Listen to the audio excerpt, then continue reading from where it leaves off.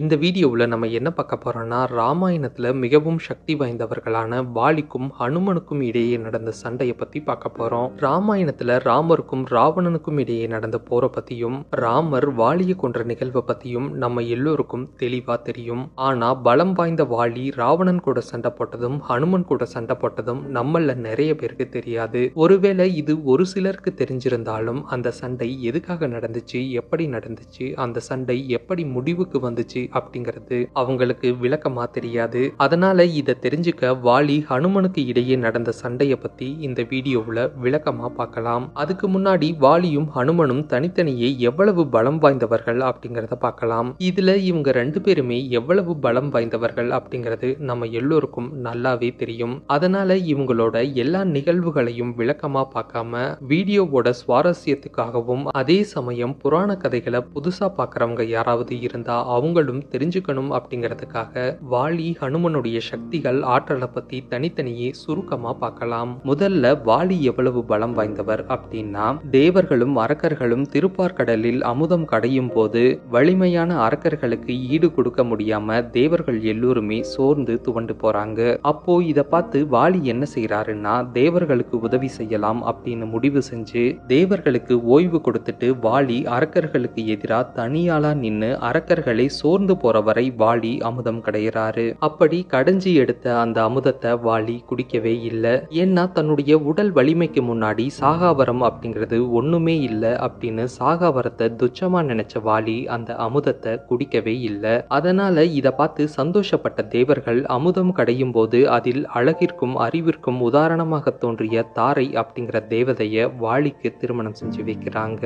இப்படி தேவர்களாலும் அரக்கர்களாலும் குழுவா சேர்ந்தும் செய்ய முடியாத ஒரு செயலை தனியால செஞ்சு காட்டினவர் தான் இந்த வாலி. அடுத்து துந்துவி அப்படிங்கிற ஒரு வலிமையான அரக்கன் தன்னுடைய பலத்தை எல்லோருக்கும் நிரூபிக்கணும் அப்படின்னு முடிவு செஞ்சு கடல் அரசனான சமுத்திர அரசன் கிட்ட போய், சமுத்திர அரசே வா வந்து சண்டை போட்டு என்ன ஜெயிச்சு காட்டு அப்படின்னு கூப்பிடுறாரு. அதுக்கு சமுத்திர அரசன் என்ன சொல்றாருன்னா, துந்துவி உன் கூட சண்டை போடுற அளவுக்கு நான் பலசாலி இல்ல, அதனால நீ என்னை விட பலம் வாய்ந்த இமயமலை அரசன் ஹிமவான் கூட போய் சண்டை போட்டு உன்னுடைய பலத்தை நிரூபிச்சு காட்டு அப்படின்னு சொல்றாரு. அதை கேட்ட துந்துவியும் இமயமலை அரசன் ஹிமவான் கிட்ட போய், மலையரசி வா வந்து என் கூட சண்டை போடு அப்படின்னு கூப்பிடுறாரு. அதுக்கு ஹிமவான் என்ன சொல்றாருன்னா, துந்துவி நான் முன்ன மாதிரி இப்போ சண்டை போடுறதில்ல, இப்போ நான் ரொம்பவே அமைதியா வாழ்ந்துகிட்டு இருக்கேன், அதனால என்னை விட்டுரு அப்படின்னு சொல்றாரு. அதுக்கு துந்துவி என்ன சொல்றாருன்னா, சரி உன்னை விட பலமான ஒருத்தரை காட்டு, நான் உன்னை விட்டுடுறேன் அப்படின்னு சொல்றாரு.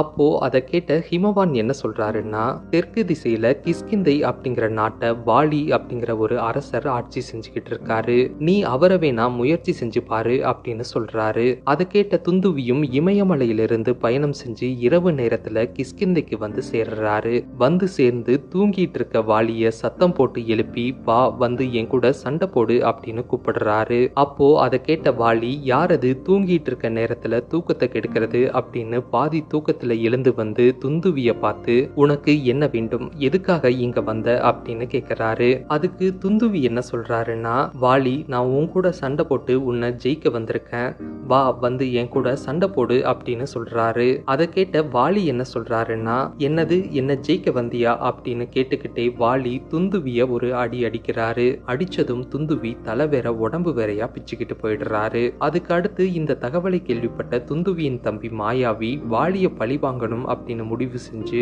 வாலி கூட சண்டை போட வராரு. அப்போ வாலி கூட நேர்மையா சண்டை போட்டு ஜெயிக்க முடியாது அப்படிங்கறத புரிஞ்சுக்கிட்டு வியூகம் செஞ்சு வீழ்த்தலாம் அப்படின்னு வாலிய ஒரு குகைக்குள்ள வரவழைச்சு சண்டை போடுறாரு. அந்த சண்டை மணிக்கணக்கா நடந்து மணிக்கணக்கு நாள் கணக்கா மாறி பல நாட்களா நடக்குது. இப்படி பல நாட்களா நடந்த அந்த சண்டையிலும் கடைசியா வாலி தான் ஜெயிக்கிறாரு. அதுக்கு அடுத்து வாலி தனக்கு இணையான பலம் பொருந்திய தன்னுடைய சகோதரன் சுக்ரீவன் கூட 2 முறை சண்டை போட்டு ஜெயிக்கிறாரு. அடுத்து ஒரு முறை ராமர் சுக்ரீவன் கூட நட்பு கொண்டு ராமர் வாலியை கொல்ல வாலியின் மீது அம்பு விடுறாரு. அந்த அம்போட சிறப்பு என்னன்னா, அந்த அம்பை யாராலும் தடுத்து நிறுத்த முடியாது. அடுத்து அந்த அம்பு தன்னுடைய இலக்கை தொலைச்சிட்டு மறுபக்கமா வந்து திரும்பவும் ராமர் கையிலேயே வந்து சேரும். அப்படிப்பட்ட அந்த அம்பு வாலியை நோக்கி போய் வாலியின் மார்பை பாதி தொலைச்ச அந்த நொடியில வாலி அந்த அம்பை தன்னுடைய கையால இழுத்து பிடிக்கிறாரு. இழுத்து பிடிச்சதும் அதை பார்த்து ராமரே அதிர்ச்சி அடைகிறாரு. ஏன்னா இந்த மொத்த ராமாயணத்திலையும் ராமருடைய அம்பை கையில இழுத்து பிடிச்ச ஒரே நபர் வாலி மட்டும்தான். வாலி எவ்வளவு பலம் வாய்ந்தவர் அப்படிங்கறத சொல்ல இதை விட வேற எந்த உதாரணமும் தேவையில்லை. அடுத்து ஹனுமன் எவ்வளவு பலம் வாய்ந்தவர் அப்படிங்கறத பாக்குறதுக்கு முன்னாடி ஹனுமனுக்கு எப்படி பலம் சக்திகள் கிடைச்சது அப்படிங்கறத பார்க்கலாம். ஒரு முறை குழந்தையா இருந்த ஹனுமன் அதிகாலையில சூரிய பகவானை பார்த்துட்டு சூரியனை பழுத்த பழம் அப்படின்னு நினைச்சு அதை விழுங்க ஆசைப்படுறாரு. அந்த ஆசையோடவே ஹனுமன் சூரியனை நோக்கி பறந்து போறாரு. அப்போ ஹனுமனுடைய இந்த செயலை பார்த்து பயங்கரமா கோபப்பட்ட இந்திரன் தன் வலிமையான வஜ்ராயுதத்தால குழந்தை ஹனுமனை பலமா தாக்குறாரு. இந்த பலமான தாக்குதலை தாங்க முடியாத குழந்தை ஹனுமன் ஒரே அடியில அங்கேயே இறந்து போறாரு. அப்போ இத பார்த்து பயங்கரமா அதிர்ச்சி அடைஞ்ச ஹனுமனுடைய தந்தை வாயு பகவான் இந்திரன் மீது கடுமையா கோபப்படுறாரு. கோபப்பட்டு அவர் அனைத்து கடவுள்களையும் வேண்டி என்னுடைய மகனை நீங்கள் அனைவரும் காக்க வேண்டும், இல்லை என்றால் என்னால் பூமியில் அனைத்து உயிர்களும் அழியும் என கூறி வாயு பகவான் பூமியில் காற்றை முழுமையா நிறுத்திடுறாரு. அப்போ இத பார்த்து அச்சமடைந்த தேவர்களும் கடவுள்களும் உடனடியாக வாயு பகவான் முன்னாடி தோன்றி ஹனுமனுக்கு நாங்கள் மீண்டும் உயிர் கொடுக்கிறோம், அதோடு மேலும் பலவிதமான சக்திகளை கொடுப்பதாக வாக்கு கொடுக்கறாங்க. அதனால இத கேட்ட வாயு பகவான் மீண்டும் பூமிக்கு காற்றை கொடுக்கிறாரு. அதை தொடர்ந்து தேவர்களும் கடவுள்களும் வாக்கு கொடுத்தபடியே ஹனுமனுக்கு மீண்டும் உயிர் கொடுத்து அவருக்கு பலவிதமான சக்திகளை வரமாக கொடுக்கறாங்க.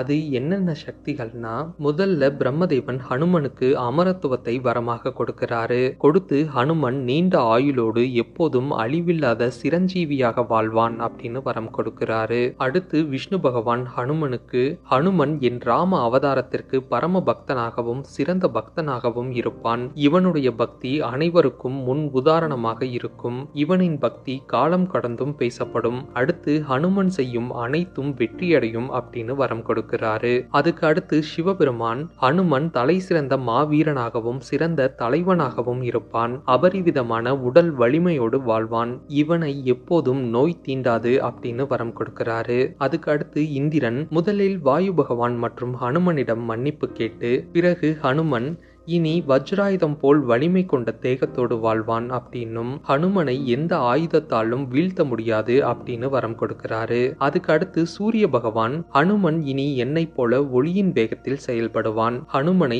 தீ ஒன்றும் செய்யாது, எனக்கு தெரிந்த அனைத்து கலைகளையும் நான் ஹனுமனுக்கு வரமாக கொடுக்கிறேன் அப்படின்னு சூரிய பகவான் வரம் கொடுக்கிறாரு.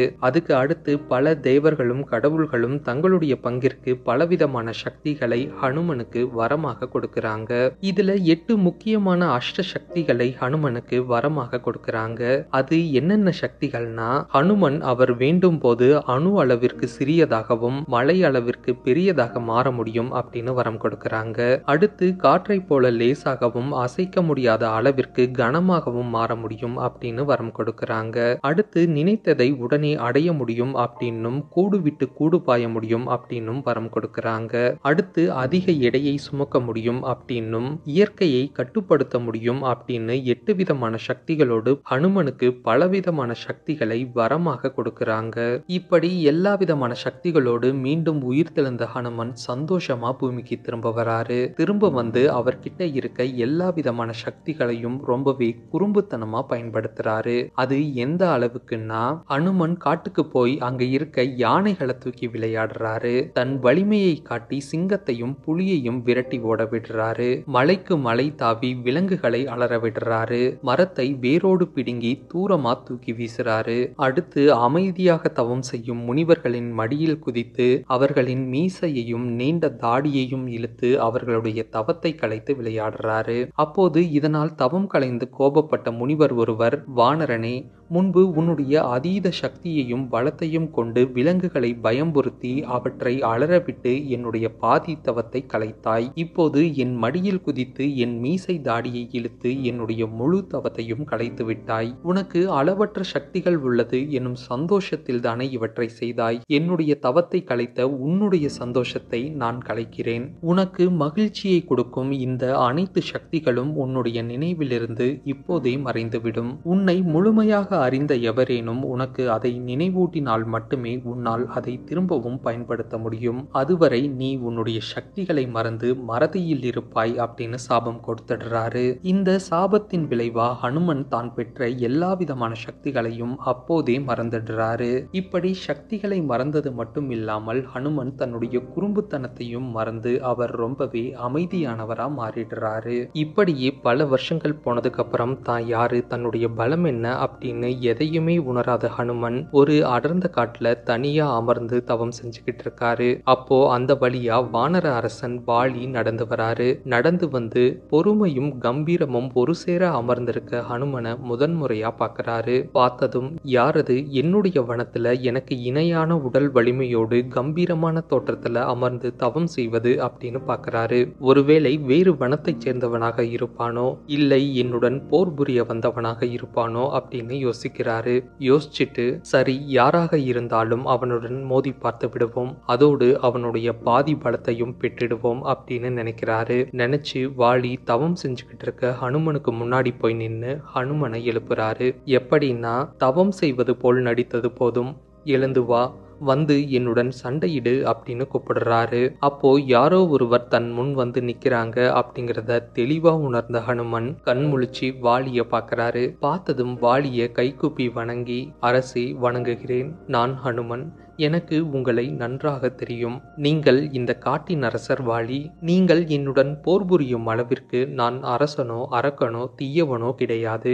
நான் இந்த காட்டில் சுற்றி திரியும் சாதாரணமான ஒருவன் அப்படின்னு சொல்றாரு. ஆனா மனதளவில் இவனுடன் போரிட வேண்டும் அப்படின்னு முடிவு செஞ்ச வாலி, நீ அரசனோ அரக்கனோ என எண்ணி நான் உன்னை சண்டைக்கு அழைக்கவில்லை. நான் உன்னுடன் சண்டையிட வேண்டும் என முடிவு செய்து விட்டேன். அதனால் உனக்கும் வேறு வழி இல்லை. வா, வந்து என்னுடன் சண்டை அப்படின்னு வாலி ஹனுமனை சண்டைக்கு கூப்பிடுறாரு. அப்போ ஹனுமன் வாலி கிட்ட, நீங்கள் இந்த காட்டின் அரசர், மிகவும் மரியாதைக்கு உரியவர், எங்களுள் உயர்ந்தவர். உங்களுடன் சண்டையிடும் எண்ணம் எனக்கு ஒருபோதும் இருந்ததில்லை. அதனால் நமக்குள் சண்டை வேண்டாம் அரசே அப்படின்னு ஹனுமன் வாலி கிட்ட சொல்றாரு. அதுக்கு வாலி என்ன சொல்றாருன்னா, ஹனுமனே, நீ இப்போது என்னுடன் சண்டையிட வேண்டும், இது என்னுடைய கட்டளை அப்படின்னு ஹனுமனை கட்டாயப்படுத்தி சண்டைக்கு கூப்பிடுறாரு. அப்போ இத கேட்ட ஹனுமன் வேறு வழி இல்லாம அரசர் வாலியுடைய கட்டளையை மறுக்க முடியாம ஹனுமன் வாலி கிட்ட, சரி அரசே, உங்களுடைய விருப்பப்படி உங்களுடைய ஆணைக்கு இணங்க நான் தாங்களுடன் சண்டையிடுகிறேன் அப்படின்னு சொல்றாரு. சொல்லிட்டு ஹனுமன் வாலிக்கு எதிரில போய் நின்னு சண்டைக்கு தயாராகிறாரு. அப்போ இந்த எல்லா நிகழ்வுகளையும் பிரம்மலோகத்துல இருந்து கவனிச்சுக்கிட்டு இருந்த பிரம்மதேவன் உடனடியா ஹனுமனுடைய சிந்தையில் தோன்றி ஹனுமன் கிட்ட பேசுறாரு.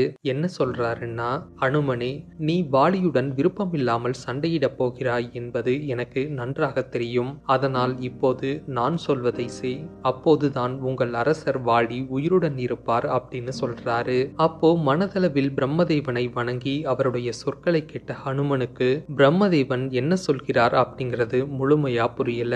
ஆனா பிரம்மதேவன் சொல்றத செஞ்சாதான் வாலி உயிருடன் இருப்பார் அப்படிங்கறது மட்டும் தெளிவா புரியுது. அதனால ஹனுமன் பிரம்மதேவன் கிட்ட, பிரம்மதேவா, அரசர் வாலி உயிருடன் இருக்க நான் இப்போது என்ன செய்ய வேண்டும் அப்படின்னு கேட்கிறாரு. அதுக்கு பிரம்மதேவன் என்ன சொல்றாருன்னா, ஹனுமனே, உனக்குள் எவ்வளவு சக்திகள் இருக்கிறது என்பது உனக்கும் தெரியாது, அந்த வாலிக்கும் தெரியாது. அதனால் உனக்குள் நீ அறிந்த 100% சக்தியில் 10% சக்தியை மட்டுமே பயன்படுத்தி வாலியுடன் சண்டையிடு. உன்னுள் இருக்கும் மீதி 90% சக்தியை நீ இப்போது பயன்படுத்தாதே அப்படின்னு பிரம்மதேவன் சொல்றாரு. சொல்லிட்டு பிரம்மதேவன் ஹனுமனுடைய சிந்தையிலிருந்து மறைஞ்சிடுறாரு. மறைஞ்சதுக்கு அடுத்து பிரம்மதேவன் சொன்ன வார்த்தைகளை நினைவுல வச்சுக்கிட்ட ஹனுமன் தன்னுடைய சக்தியில 10% சக்தியை மட்டுமே வெளிப்படுத்தி, அரசே, இப்போது நான் சண்டைக்கு தயார் அப்படின்னு சொல்லி ஹனுமன் வாலிக்கு எதிரில சண்டைக்கு தயாரா நிக்கிறாரு. அப்படி நின்னதும் ஹனுமனுடைய பாதி சக்தி, அதாவது 5% சக்தி வாலியின் உடலுக்கு போய் சேருது. அப்படி போய் சேர்ந்ததும் வாலி எப்போதும் இல்லாத அளவிற்கு தன் உடல்ல ஒரு மிகப்பெரிய சக்தியை உணர்றாரு. உணர்ந்து ரொம்பவே சந்தோஷப்படுறாரு. இப்படி சந்தோஷப்பட்ட அடுத்த சில நொடிகள்ல சக்தியையும் சந்தோஷத்தையும் கடந்து தன்னுடைய உடல்ல ஒரு மிகப்பெரிய அழுத்தத்தை உணர்றாரு. அதுக்கு அடுத்து வாலி தன் உடல்ல நரம்புகள் புடைத்து வெடிக்கும் அளவிற்கு தடுமாற ஆரம்பிக்கிறாரு. அப்போ அந்த நொடியில வாலியின் சிந்தையில பிரம்மதேவன் தோன்றி, வாலி, ஹனுமன் எவ்வளவு பலம் வாய்ந்தவன் என்று தெரியாமல் அவனை நீ சண்டைக்கு அழைத்து மிகப்பெரிய தவறு செய்து விட்டாய். நீ இப்போது உன் உடலில் உணர்வது ஹனுமனுடைய 5% சக்தி மட்டுமே. இந்த 5% சக்தியை கூட உன்னுடைய உடலால் தாங்க முடியவில்லை. இப்போது புரிந்து கொள் ஹனுமன் எவ்வளவு பலம் வாய்ந்தவன் என்று. நீ இதற்கும் மேல் ஹனுமனுக்கு எதிரில் நிற்பது உனக்கு மிகப்பெரிய ஆபத்து. அதனால் ஹனுமனை விட்டு உன்னால் எவ்வளவு தூரம் செல்ல முடியுமோ அவ்வளவு தூரம் சென்று உன்னை காப்பாற்றிக்கொள் அப்படின்னு சொல்றாரு. சொன்னதும் அதை கேட்ட வாலி ஹனுமனை விட்டு அடர்ந்த காட்டுல வேகமா ரொம்ப தூரம் ஓடுறாரு. அப்படி ரொம்ப தூரம் போனதும் வாலியின் உடல்ல படிப்படியா சக்தியின் அழுத்தம் குறைவதை உணர்றாரு. இப்படியே ரொம்ப தூரம் போய் அந்த சக்தியின் அழுத்தம் முழுமையா குறைஞ்சதுக்கு அப்புறம் வாலி ஒரு இடத்துல அமர்ந்து நிம்மதி பெருமூச்சு விடுறாரு. அதுக்கு அடுத்து வாலி ஹனுமனுடன் சண்டையிடும் எண்ணத்தை கைவிட்டு சில மணி நேரங்கள் கழித்து வாலி ஹனுமனை மீண்டும் போய் சந்திக்கிறாரு. சந்திச்சு ஹனுமனை சண்டைக்கு அழைத்ததற்கு மன்னிப்பு கேட்கிறாரு. அதே மாதிரி ஹனுமனும் அரசி உங்களுக்கு எதிராக சண்டையிட நின்றதற்கு என்னை மன்னித்து விடுங்கள் அப்படின்னு ஹனுமனும் மன்னிப்பு கேட்கிறாரு. அப்போ இவங்க 2 பேருமே தாங்கள் செய்த தவறுகளை மன்னித்து சமாதானமாகறாங்க. அப்படி சமாதானம் ஆனதுக்கு அடுத்து வாலி ஹனுமனை தன்னுடைய ஆட்சி பகுதி கிஷ்கிந்தைக்கு முதன்மை அமைச்சரா அறிவிக்கிறாரு. அதனால ஹனுமனும் சந்தோஷப்படுறாரு. இந்த நிகழ்வுகளுக்கு அடுத்துதான் ஹனுமனும் சுக்ரீவனும் நண்பர்களாகிறாங்க. அதே மாதிரி வாலியும் ராவணனும் முதல்ல சண்டையிட்டு பின் நண்பர்களாகிறாங்க. இதுதான் வாலிக்கும் ஹனுமனுக்கும் இடையே நடந்த சண்டை. இப்போ இந்த வீடியோ பார்த்ததுக்கு அப்புறம் வீடியோ பிடிச்சிருந்தா லைக் பண்ணி ஷேர் பண்ணி சப்போர்ட் பண்ணுங்க. இந்த வீடியோ பத்தின உங்களோட கருத்தை கமெண்ட்ல சொல்லுங்க. இந்த மாதிரி இன்னும் நிறைய வீடியோஸ் பார்க்க நம்ம சேனலை சப்ஸ்கிரைப் பண்ணுங்க. தேங்க்யூ.